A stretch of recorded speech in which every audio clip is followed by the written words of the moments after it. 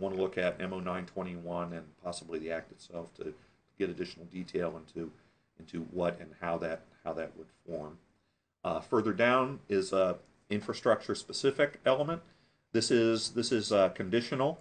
If you don't have an infrastructure expenditure, of course, you wouldn't fill this section out. If you do, you need to identify a point of contact to for the infrastructure aspects of this award.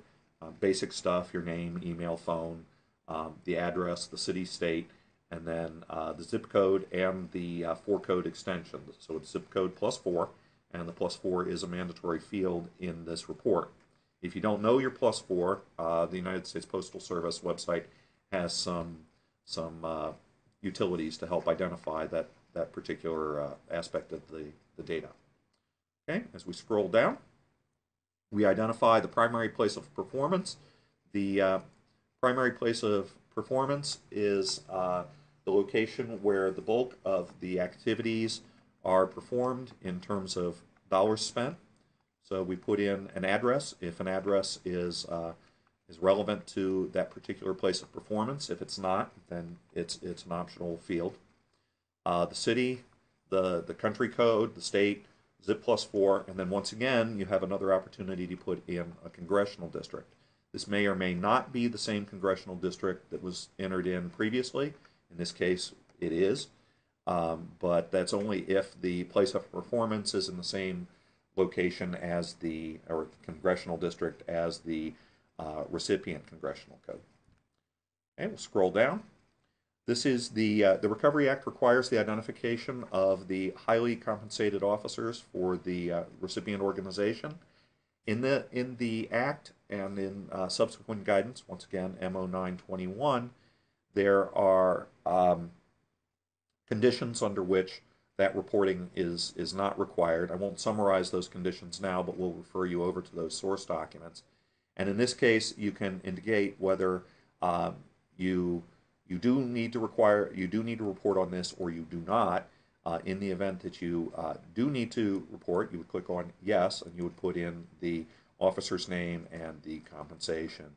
We'll go ahead and put in a sample name and a sample number. This is not accurate, of course. All of this data is sample data. And at this point, and you would continue to put in officers' names all the way through.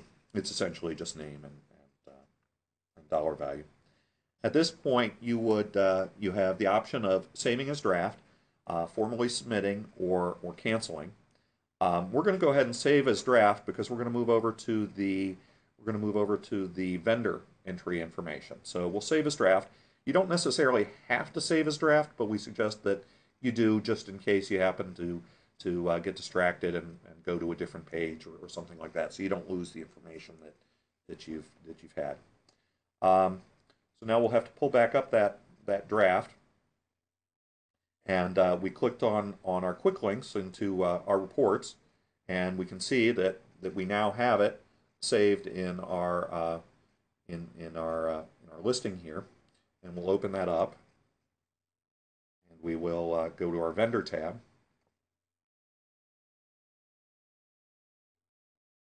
And we will add a vendor. We had previously put in a sample vendor, but we'll add another vendor here just to walk you through it.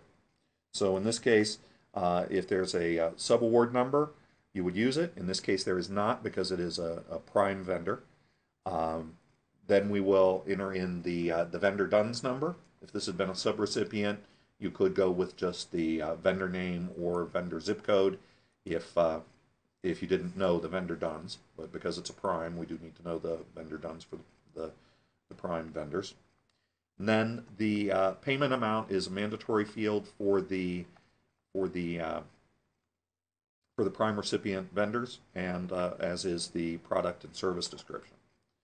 So there's a fairly small amount of data that's required for this, but you need to complete this for each vendor associated with the award.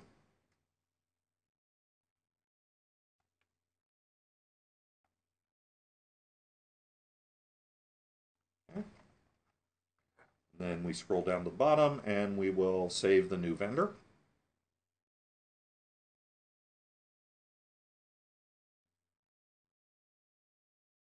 And we can now see that we have an additional vendor indicated in our reports. Let's go back to the prime recipient report now and formally submit this. Recall we saved this as a draft. So now what we want to do is we want to submit this report. We will click on submit, and you could have done this from the other page, of course. If you click on submit, it would have taken you directly to this screen. And what we can see is the general information that we had. You can see that this is the award type is grant. The award number is what we entered initially for it, the associated DUNS, and then the fiscal year and the quarter. This is the first reporting quarter for the federal reporting.gov site, so it's 1. And the FR PIN is the information that was that we had when we registered, and this allows us to submit a report for that particular organization indicated in the DUNS. We click submit, and it's thinking about it now, and now we get a message that says that the report was submitted successfully. Now, after the report has been submitted, we will, the system, the federalreporting.gov, will validate it to make sure that it conforms with the appropriate data structure. Now, the fact that we use the web-based form means that we're going to fit our validation. Our information is going to validate against the system, and will be able to be consumed by the report. If we'd used the Excel method or the XML option for submitting reports, it might not be as clean, and you might get a message back that there were some errors. That report would be visible in, you'd get an email alerting you to that, and then also it would be identified in your quick links, under quick links, your profile. Okay, with that, that concludes the overview of the prime recipient report submission and completion of the vendor report. Thank you very much.